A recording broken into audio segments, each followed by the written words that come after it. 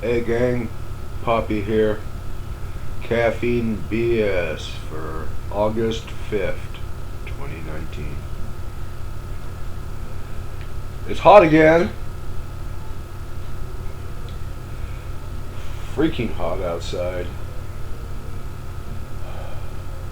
You notice I'm sort of melting and sinking into the chair. It's that hot. I'm not even going to comment on the news. No.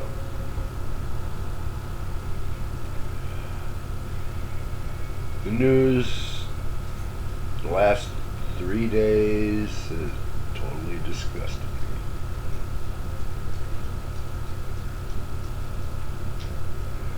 I'm just waiting for 6 o'clock so I can watch my favorite news program because the young lady running that, presenting the news in that program, does it in such a way that I don't want to get a ladder and extension cord and find a good strong tree limb.